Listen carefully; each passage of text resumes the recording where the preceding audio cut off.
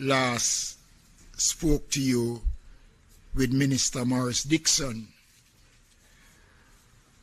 I am going to invite, first of all, Ron Brown from the Meteorological Service to give an update as to the present system and what is taking place so that Jamaicans, those who are listening and watching, will have a greater appreciation of what has taken place since this morning and what is to happen thereafter.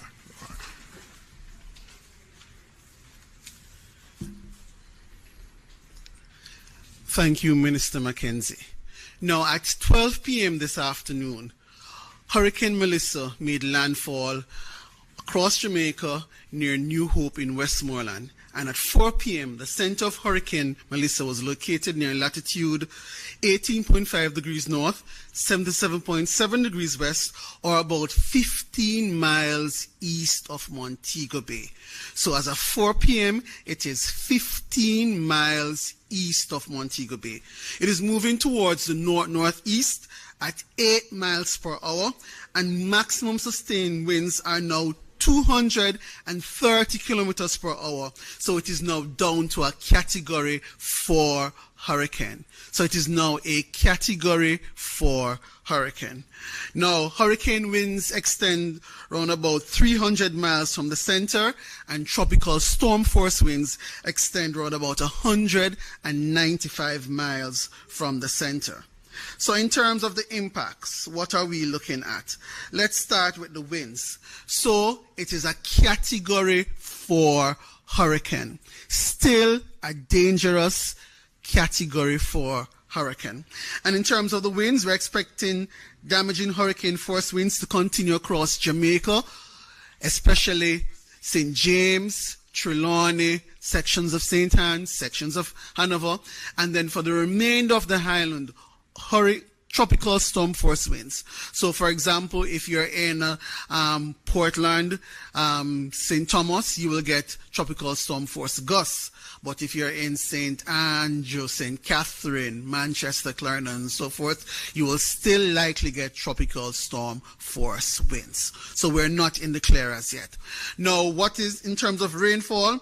We're expecting scattered showers, thunderstorms, heavy rainfall to continue primarily over St. James, Hanover, Westmoreland, St. Elizabeth, sections of St. Anne, and then light to moderate showers at times over the rest of the island. So Portland, St. Thomas, Kingston, St. Andrew. You will still get strong gusty winds, and you will get light to moderate rainfall. In terms of our marine interest, the seas on the south coast will still be rough. So you will have dangerous waves occurring over the south coast. But on the north coast, anywhere between Montego Bay and Hopewell in Hanover, you may get storm surges around about 2 to 4 feet. So in terms of the briefing, that is it at this moment in time. Minister, over to you, sir. Well, I'm going to follow suit with Minister Morris Dixon. Is there any questions, Ron, at this time?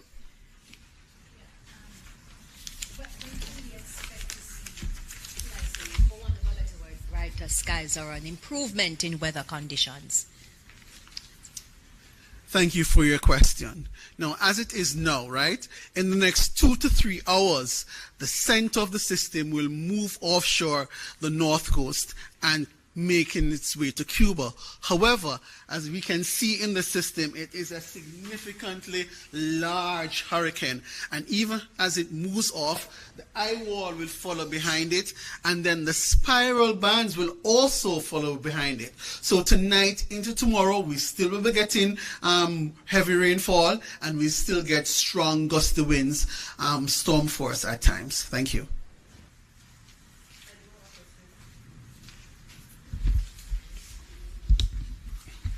You mentioned the storm surges that are expected to take place in specific areas. How long do storm surges normally take to rise?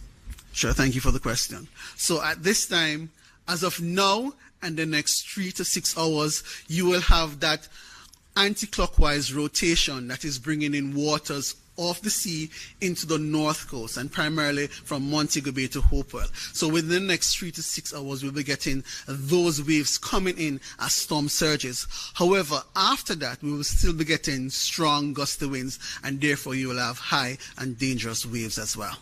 Thank you.